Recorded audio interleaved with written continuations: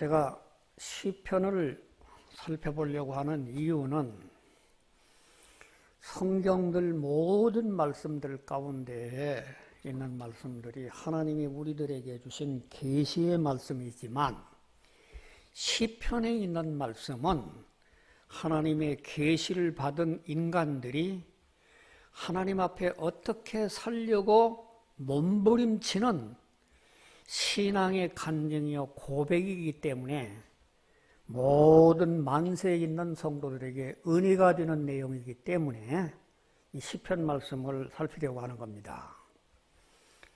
이 시편은 하나님께서 주신 계시의 내용에 대한 그 계시를 받은 인간들이 하나님 앞에 어떻게 이 말씀 붙잡고 몸부림치는 그 신앙인들의 몸부림이 역력하게 150편을 나타나고 있습니다. 저는 일찍이 이 시편 150편을 5권에 걸쳐서 강해서를 만들었습니다. 그래서 이 책이 제1편부터 시작해가지고 41편까지인데 한 900페이지 가까운 데는 이 얘기를 제1권으로 쓰기 시작했어요. 그 다음에 또 제2권은 42편부터 72편까지 해서 한 700페이지를 써서 이렇게 써서 시편 강해를 5권을 썼는데 이 5권이 전체가 3827페이지에 해당하는 아주 대단한 많은 양을 썼습니다. 제가 스스로 과찬을 하기에 좀 지나친 말씀 같습니다만은 아마도 우리나라에서는 시편 강해를 5권으로 쓴 사람을 아직 한 번도 못 봤고 전 세계에서는 몇 권 쓴 사람들이 쓴 것을 제가 압니다. 그래서 시편 강해에 참 몇 년 동안을 매달려서 많은 은혜를 받았던 그 은혜를 150편을 다 말씀드릴 수는 없고 제가 한 몇 달 동안 한 20여 편 골라가면서 말씀을 드리려고 합니다.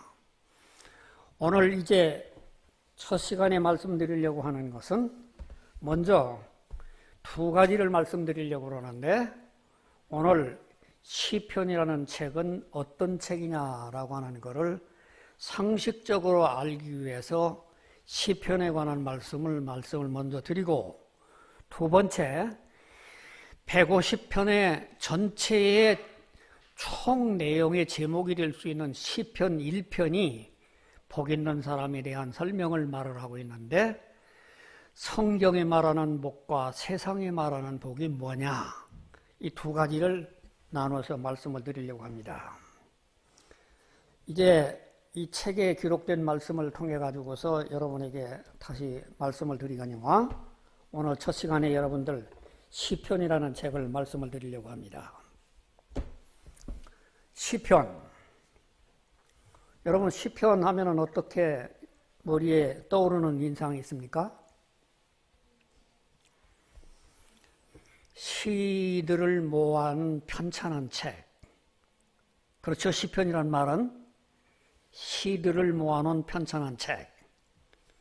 그런데 왜 이런 시간에 이런 말씀을 드리냐고 하면 오늘 우리 번역 성경들이라고 하는 성경들로 인해서 본래 하나님께서 계시해 주셨던 처음의 뜻이 완전히 희석이 됐기 때문에 제가 이제 연구한 결과에 이 말씀을 드려서 여러분들이 본질적으로 성경에서 우리에게 하나님께서 처음 해주셨던 그 시편의 말씀을 바로 이해하기 위해서 이 말씀을 여러분에게 한번 제시를 해보는 겁니다.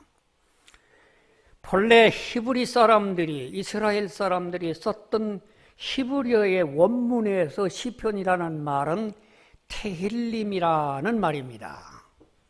이 테힐림이란 말은 우리말로 얘기를 하면 찬양의 책이라는 뜻입니다.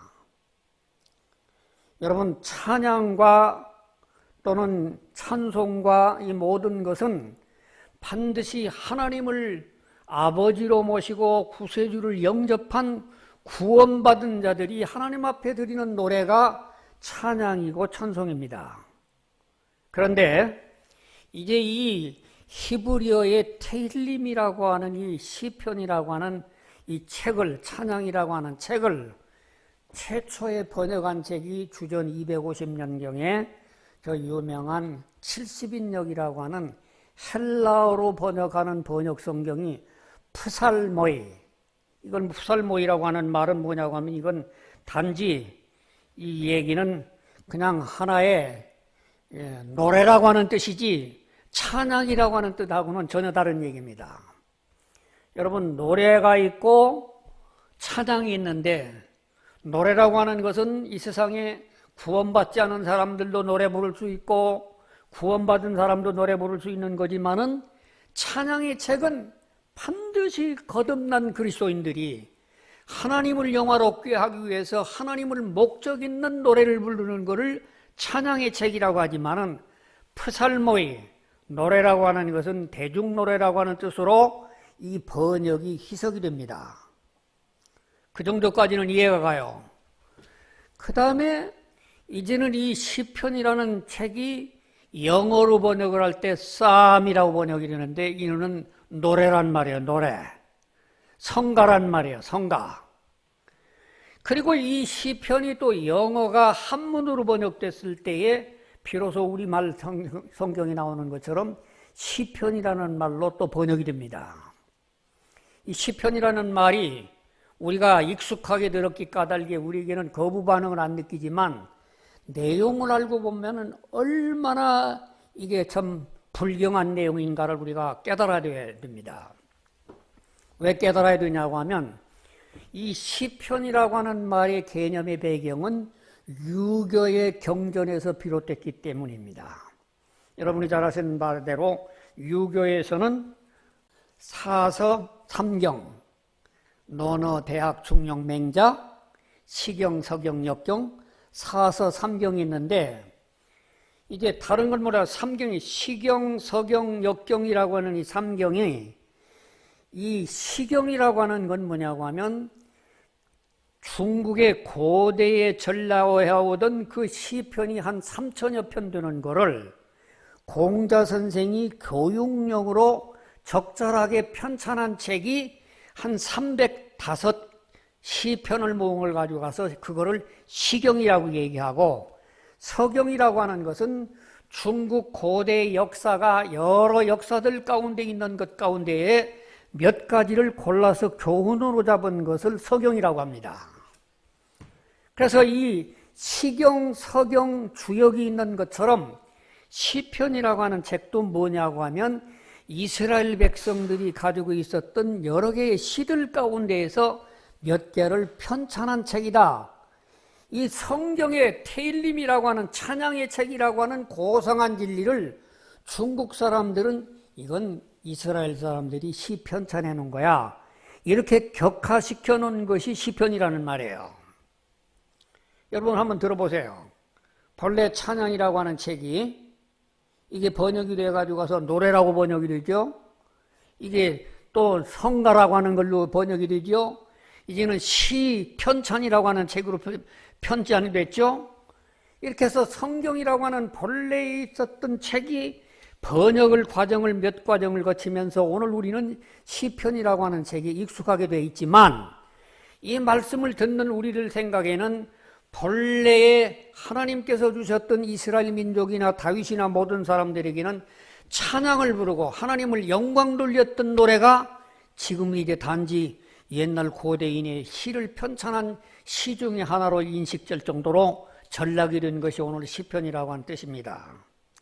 제가 이 말씀을 드리는 이유는 여러분들이 시편이라고 하는 것을 이해하실 때에 단지 그냥 음률만 이루어졌던 노래가 아니라 이것은 반드시 구원받은 자가 하나님을 영화롭게 하기 위해서 하나님을 찬양드리는 구원받은 자의 노래라고 하는 것을 염두에 두셔야 한다는 것을 제가 말씀드리는 겁니다.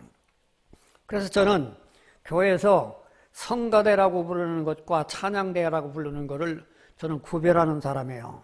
좀 별난 사람처럼 생각하려는지 모르지만은 성가대는 어떤 사람이냐면 음악만 잘하면 얼마든지 성가를 부를 수 있는 사람이에요. 여러분들 우리 음악가들 가운데에서 뭐 이 화음을 맞춰 가지고 가서 성가를 부르는 사람들이 얼마든지 있는데 찬양은 성가가 아닙니다. 반드시 구원받은 자가 하나님을 영화롭게 하려고 하는 목적을 가지고 부르는 노래야만 찬양인 것이고, 성가는 그냥 모든 노래, 좋은 노래, 모든 사람에게 듣기 좋은 노래.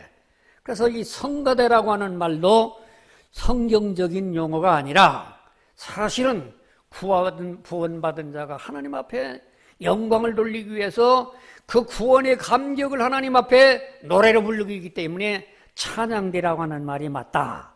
그게 제 생각입니다. 물론 여러분들 그 뜻에 동의를 하든 안 하든 간에 제가 깨달을 때에 이런 용어 하나라도 구별을 하는 것이 우리들이 성경을 바로 이해하는 지름길이 되고 참고가 되기 까닭에 여러분에게 말씀을 드리는 겁니다. 그 다음에 두 번째, 오늘 제가 시편 1편을 말씀을 드리려고 할 때에 여러분 시편 1편이 맨 먼저 뭐라고 얘기합니까? 복 있는 사람을 얘기를 합니다. 사실 시편은 전체가 150편 가운데 있는데 이 150편 가운데 절반 가까이 73편 내지 75편이 다윗의 시예요. 그 다음에 아삽의 시, 고라자손의 시, 무명시 여러 가지 시가 있는데, 그런데 이 150편 시편 전체의 모든 것을 총집결하는 핵심 사상이 뭐냐고 하면 복이라는 얘기입니다. 복 있는 사람은 어떤 사람이냐.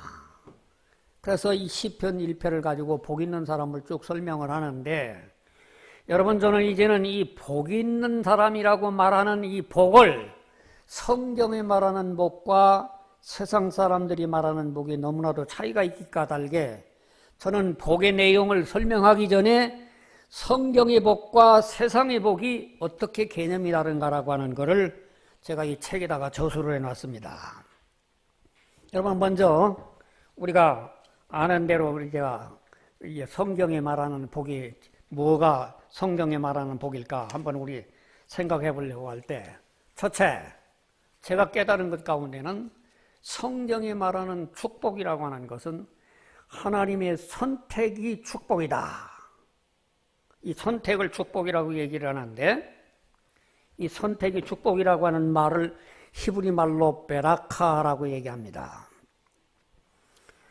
여러분 성경 속에 위대한 인물들이라고 하는 사람들을 쭉 한번 살펴볼 때에 그 사람들이 어떤 사람들이 하나님 앞에 쓰임을 받았는가라고 하는 것을 여러분 유심히 성경을 읽어본다고 한다고 하면 전부가 모든 사람들이 하나님에 의해서 선택받은 사람들에 의해서 쓰임을 받는 것이 전부가 구약 성경에 나타나고 있는 내용인 것 모습을 봅니다.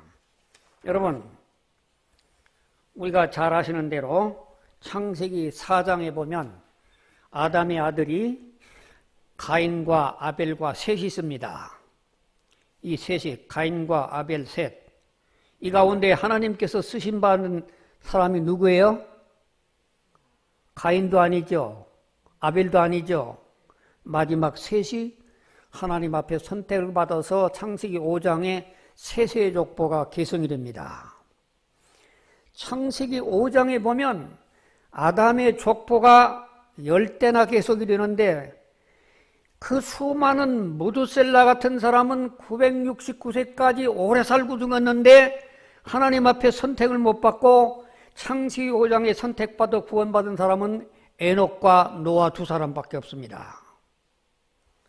또 여러분 창세기 10장에 보면은 노아의 아들은 셈과 함과 야벳이 있어요. 누가 선택받아요? 셈이 선택을 받습니다. 창세기 12장에 보면 데라의 자손들 가운데 여러 아들들이 있는데 그 가운데 아브라함이 선택을 받습니다. 또 계속해서 이삭의 두 아들이 있는데 이 이삭의 에서와 야곱 가운데에서 두째 아들 야곱이 선택을 받습니다. 야곱의 12아들 가운데에서 유다가 선택을 받습니다. 유다의 8아들 가운데에 막내인 다윗이 선택을 받습니다. 다윗의 아들 가운데 16명 가운데에서 선택받은 것은 10번째인 솔로몬이 선택을 받습니다.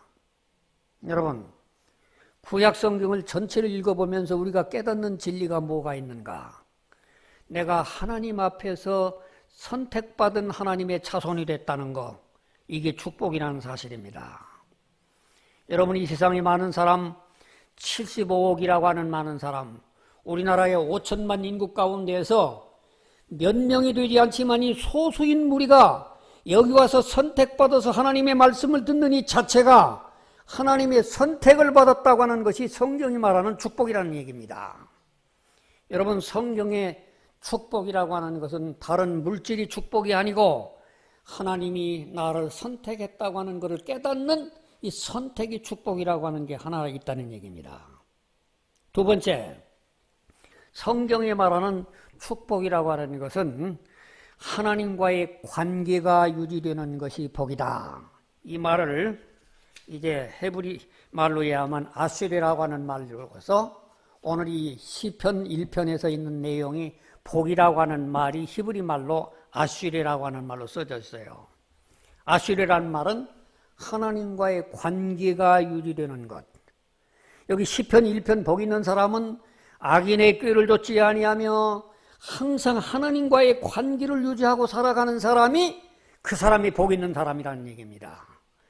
이 세상에는 오늘 우리가 살아가면서 부모의 관계, 형제의 관계, 또는 스승과 제자의 관계, 친구의 관계, 수많은 관계가 있지만은 어떤 관계는 관계가 불행한 관계가 있을 수 있는 관계가 있지만은 하나님의 선택과 하나님의 관계가 유지되면서 처음부터 죽을 때까지 하나님의 관계가 지속되는 사람이 그게 성경이 말하는 복이라는 얘기입니다. 이 두 가지가 구약 성경에서 선택이 축복이고 관계가 축복이고, 세 번째 신약 성경에는 이제는 심령의 성령의 변화받은 거듭난 그리스도인들이 그게 복이라고 하는 것을 우리가 신약 성경에서 깨우쳐줍니다. 여러분, 오늘 우리가 세상에서 살아가는 동안 가운데에서 우리는 부모, 형제 또는 모든 스승, 친구들 관계도 있지만은 하나님과의 관계를 맺어가지고 가서 살아가는 것은 특별한 축복이고 선택의 축복인데, 이런 것은 구약시대 때에 특수한 사람들에게 이루어졌지만은 신약시대 때는 누구든지 하나님만 영접하기만 하면, 주님만 영접하기만 하면, 구원받기만 하면 하나님께서 그 사람을 당신의 자녀로 삼아주실 뿐만이 아니라 그 사람과 함께 동행해 주시고 연합되는 놀라운 축복을 주시는 이 심령 변화, 성령으로 거듭나는 변화, 예수님이 내 속에 들어와 계신 변화, 이것이 성경이 말하는 축복으로 우리들에게 깨우쳐줍니다. 그래서 성경에서 보면 선택이 축복이요, 관계가 축복이요, 거듭남이 축복인 것이 성경에서 말하고 있는 세 가지 축복인데, 세상의 축복이 이런 축복이라는 개념을 이제는 점식시켜가지고 세상의 복이라고 하는 것은 전혀 다른 복을 말하고 있죠. 세상의 복이 뭔지 여러분 한번 우리 생각해 보겠습니다. 제가 다른 데는 말하지 않고 불교가 말하는 복과 유교가 말하는 복 두 가지만 한번 소개를 해보겠어요. 불교라고 하는 사람은, 이 사람들은 철저하게 인과륜이라고 하는 데에서 모든 논리를 전개하는 것이 불교입니다. 다시 말하면 원인이 있어야 결과가 있다. 그래서 복을 받으려고 한다고 하면 복 받을 만한 원인을 제공해야만이 복을 받는다. 그래서 불교에서는 뭘 얘기하냐면 복 받으려고 하면은 네 가지 은혜를 먼저 끼쳐야 된다는 얘기입니다.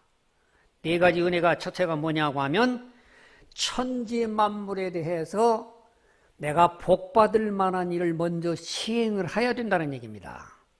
내가 산이라든지 강이라든지 들이라든지 나무란다든지 어디든지 가서 내가 복 받을 만한 일을 먼저 베풀어야 그 원인이 있어야 결과를 내가 복을 받는다고 하는 것이 이 불교가 말하는 첫째 복 받는 비결입니다. 두 번째, 부모나 조상들에게 좋은 일을 많이 해야 그 결과로서 후손이 복을 받는다 얘기를 합니다. 또 세 번째는 다 같은 동족이나 동포들에게 복받을 일을 제공을 해야만 복을 받는다. 네 번째, 불교에서 불법대로 시주를 많이 하고 연보를 많이 하고 그렇게 해서 이 네 가지 사언을 먼저 복받을 만한 요인을 제공해야만 내가 복받는다고 하는 것이 불교가 말하는 복의 비결입니다. 이 불교의 복하고 우리 기독교의 복하고 한번 비교를 한번 해보겠습니다. 요한복음 9장에 보면 나면서부터 소경이 된 자가 있었어요. 그래서 나면서부터 소경이 된 자를 가지고 제자들이 예수님 앞에 물어봅니다. 예수님, 이 나면서부터 뱃속부터 눈먼 소경이 이 사람이 분명히 무슨 죄가 있어서 이렇게 나면서부터 소경이 됐을 텐데 그 부모나 조상들이 죄가 있어서 이렇게 소경이 된 겁니까? 아니면 이 본인에 의해서 죄 때문에 이렇게 소경이 된 겁니까? 이렇게 물을 때 예수님이 뭐라고 대답합니까?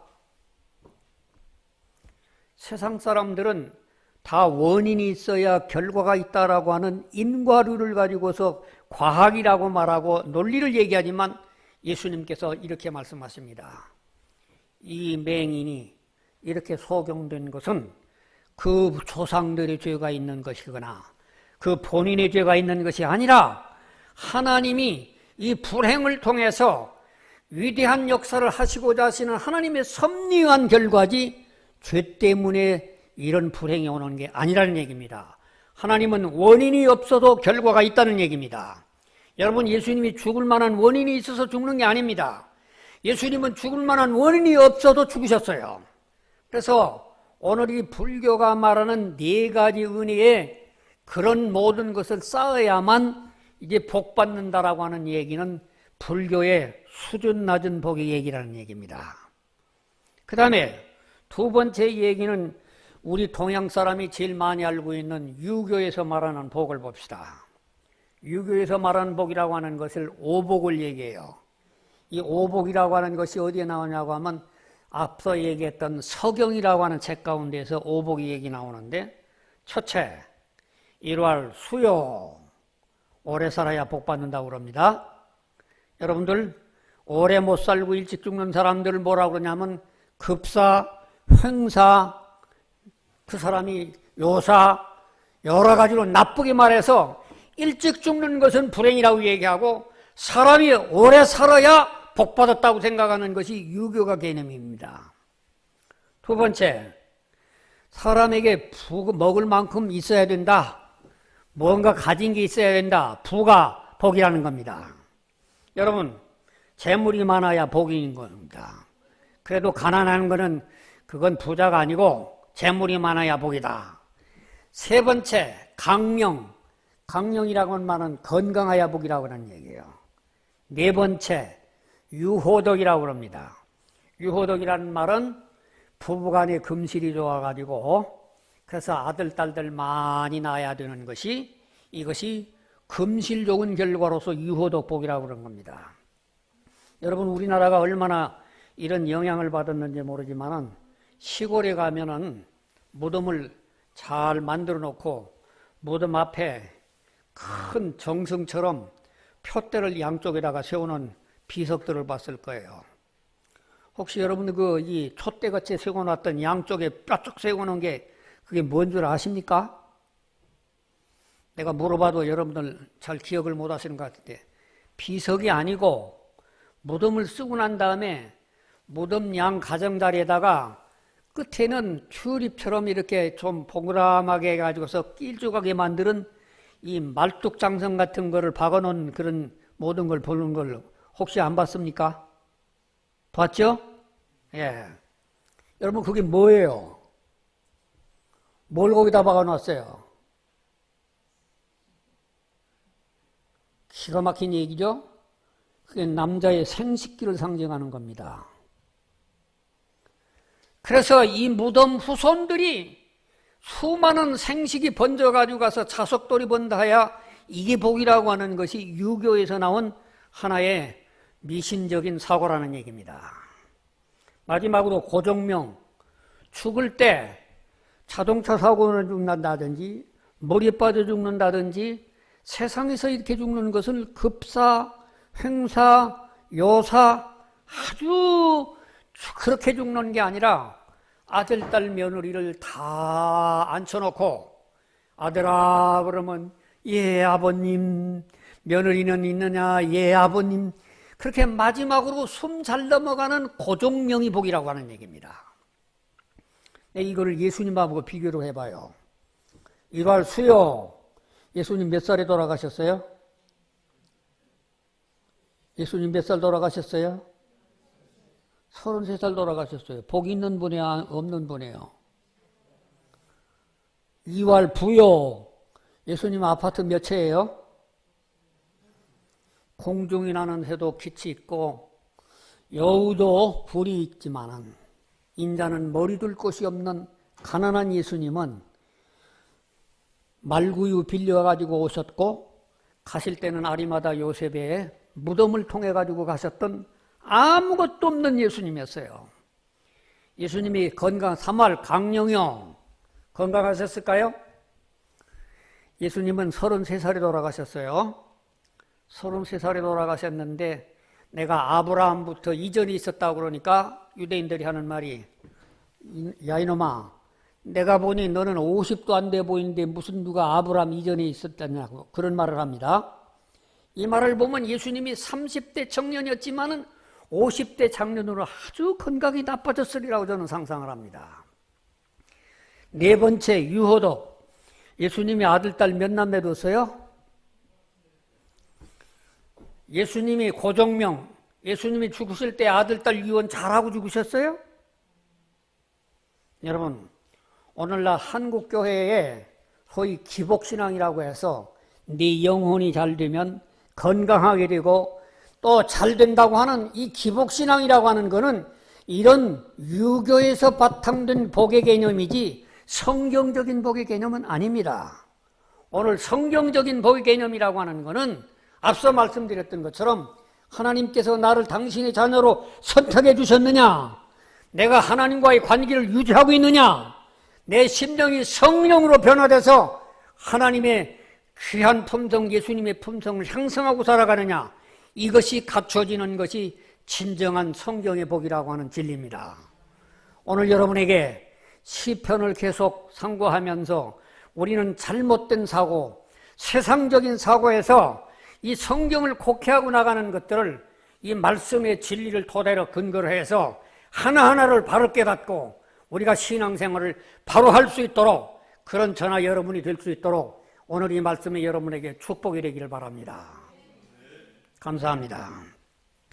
하나님 아버지 은혜를 감사드립니다. 오늘 우리들에게 귀한 시간을 허락해 주셔서 세상의 복과 성경의 복이 얼마나 차이가 많이 있는 것을 깨닫게 해주셔서 감사합니다. 우리는 택한 백성이요 하나님의 구원받은 백성이므로 이미 복받은 긍지를 깨닫고 이 세상에서 별의별 말을 하고 많이 만말을 할지라도 하나님의 택한 복받은 백성으로 담대하게 살아갈 수 있는 용기를 우리 깨닫고 돌아가는 복받는 이 시간으로 우리를 축복해 주시옵소서. 예수님 이름으로 기도합니다. 아멘. 감사합니다.